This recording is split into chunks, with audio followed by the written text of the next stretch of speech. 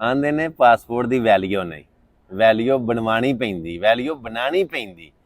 ਇਹ ਹੁਣ ਜਿਵੇਂ ਪਾਸਪੋਰਟ ਦੇ ਉੱਤੇ ਸਟicker ਹੀ ਸਟicker ਲੱਗੇ ਨੇ, ਵੀਜ਼ੇ ਹੀ ਵੀਜ਼ੇ ਲੱਗੇ ਨੇ, ਮੋਹਰਾਂ ਦੇ ਨਾਲ ਭਰਿਆ in out in out in out.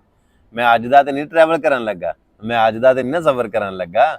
Video ਦੇ ਵਿੱਚ ਕਿੰਨੀ ਵਾਰੀ ਮੈਂ ਦੱਸਿਆ ਯੂਨਾਨ, Macedonia, Serbia, Croatia, Slovenia, Slovakia, Kosovo, ਸਾਊਦੀਆ, ਦੁਬਈ, ਬਹਿਰੀਨ, ਮਤਲਬ ਕਤਰ, ਕਿੰਨੇ ਕਰ ਮੁਲਕ ਮੈਂ ਫਿਰ ਛੜੇ ਨੇ। ਮੈਂ ਇੰਨਾ ਅਰਸਾ ਇੰਨਿਆਂ ਮੁਲਕਾਂ ਦੇ ਵਿੱਚ ਫਿਰਿਆ ਤੇ ਮੈਨੂੰ ਗੱਲਾਂ ਮਿਲੀਆਂ ਨੇ ਨਾ, ਜਿਹੜੀਆਂ ਗੱਲਾਂ ਮੈਂ ਕਰਨਾ ਵਾ ਕਿਸੇ ਡਾਇਜੈਸਟ ਰਸਾਲੇ ਨਾਵਲ ਦੇ ਵਿੱਚੋਂ ਪੜ੍ਹ ਕੇ ਜਾਂ ਰਟੀਆਂ ਰਟਾਈਆਂ ਤੋਤਾ ਮੈਂ ਨਾਂਗੂ ਇਸ ਤਰ੍ਹਾਂ ਹੀ ਤੇ ਨਹੀਂ ਮੈਂ ਸੁਣਾਉਂਦਾ। ਮਿਸਾਲ ਦੇ ਤੌਰ ਤੇ ਬੰਦੇ ਮੈਨੂੰ ਆਂਦੇ ਨੇ ਅੱਛਾ ਤੂੰ ਯੂਨਾਨ ਰਹਿ ਤੇ ਆਇਆ ਤੇ ਹੁਣ ਤੇਰੀਆਂ ਕਹਾਣੀਆਂ ਨਹੀਂ ਮੁੱਕਦੀਆਂ। ਉਹ ਭਾਈਆ ਕਹਾਣੀਆਂ ਆਖਰ ਬਣਾਈਆਂ ਨੇ ਤੇ ਅੱਗੇ ਸੁਣਾਉਣਾ ਨਾ। ਹੁਣ ਇਹ ਜੋ ਮਤਲਬ ਸਫ਼ਰ ਕਰਨਾ ਪਿਆ, ਇਹ ਬੋਰਡਿੰਗ ਹੋਈ, ਅੱਗੋਂ ਫਿਰ ਅਸੀਂ ਸਫ਼ਰ ਦੇ ਵਿੱਚ ਮਤਲਬ ਪੈਣ ਲੱਗੇ ਹਾਂ, ਅੱਗੋਂ ਨਵਾਂ ਟਰੈਵਲ।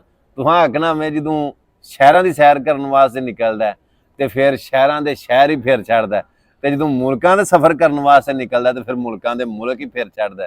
ਮੈਂ ਅੱਗੇ ਵੀ ਤੁਹਾਨੂੰ ਇਹ ਗੱਲ ਦੱਸੀ ਸੀ ਨਾ ਕਿ ਜਿਨ੍ਹਾਂ ਲੋਕਾਂ ਨੇ ਵੀ ਟਰੈਵਲ ਕੀਤਾ ਨਾ, ਚਾਹੇ ਬਾਏ ਰੋਡ ਕੀਤਾ, ਚਾਹੇ ਬਾਏ ਸ਼ਿਪ ਕੀਤਾ, ਚਾਹੇ ਬਾਏ ਏਅਰ ਕੀਤਾ ਜਾਂ ਪੈਦਲ, ਜਾਂ ਜਿਵੇਂ ਵੀ ਕੀਤਾ ਨਾ, ਜਿਨ੍ਹਾਂ ਸਫ਼ਰ ਕੀਤਾ, ਜਿਨ੍ਹਾਂ ਇਲਾਕਿਆਂ ਦੀ ਸੈਰ ਕੀਤੀ, ਜਿਨ੍ਹਾਂ ਮੁਖਤਲਫ ਆਬੋ ਹਵਾ ਵੇਖੀ, ਲੋਕਾਂ ਦਾ ਰਹਿਣ ਸਹਿਣ, ਕਲਚਰ, ਮਾਹੌਲ, ਯਾਨੀ ਕਿ ਜਿਨ੍ਹਾਂ ਨੇ ਦੁਨੀਆ ਫਿਰੀ ਹੈ ਨਾ, ਉਹਨਾਂ ਦੇ ਕੋਲ ਤਜਰਬੇ, ਉਹਨਾਂ ਦੇ ਕੋਲ ਗੱਲਾਂ, ਉਹਨਾਂ ਦੇ ਕੋਲ ਮੁਸ਼ਾਹਦੇ, ਬੜਾ ਸਾਰਾ ਮਵਾਦ ਹੁੰਦਾ।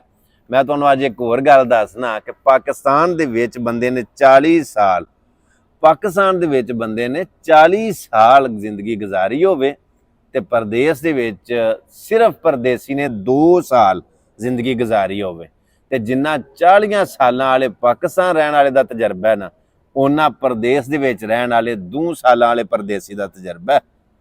ਸੋ ਪਰਦੇਸ ਬੜਾ ਵੱਡਾ ਉਸਤਾਦ ਹੁੰਦਾ ਜਿਹੜਾ ਯਾਨੀ ਕਿ ਆਪਣਾ ਇਲਾਕਾ ਹੀ ਨਹੀਂ, ਆਪਣਾ ਖਿੱਤਾ ਹੀ ਨਹੀਂ, ਆਪਣਾ ਮੁਲਕ ਹੀ ਨਹੀਂ, ਆਪਣਾ ਏਰੀਆ ਹੀ ਨਹੀਂ, ਆਪਣੀ ਜ਼ੁਬਾਨ ਹੀ ਨਹੀਂ, ਆਪਣਾ ਰਹਿਣ ਸਹਿਣ ਕਲਚਰ ਹੀ ਨਹੀਂ।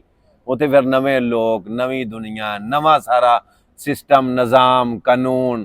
ਹਾਂਜੀ, ਸੋ ਮੈਂ ਸਾਰਿਆਂ ਨੂੰ ਆਖਾਂਗਾ ਕਿ ਸਫ਼ਰ ਵਾਸਤੇ ਨਿਕਲਿਆ ਕਰੋ। ਇਹ ਜੋ ਸਾਡੇ ਕੋਲ ਹੈ ਮਾਲ ਦੌਲਤ, ਬੈਂਕ ਬੈਲੈਂਸ, ਗੱਡੀਆਂ, ਜੋ ਕੁਝ ਵੀ ਹੈ ਵੇ, ਇਹ ਸਾਰਾ ਕੁਝ ਕਵਰ ਦੇ ਵਿੱਚ ਨਾਲ ਨਹੀਂ ਨਾ ਲੈ ਜਾਣਾ, ਨਹੀਂ ਨਾ ਲੈ ਜਾਣਾ। ਜੇ ਖੜਿਆ ਕਿਸੇ ਨੇ ਤੇ ਦੱਸੋ, ਕਿਸੇ ਨੇ ਅਜੇ ਤੱਕ ਨਾਲ ਨਹੀਂ ਖੜਿਆ।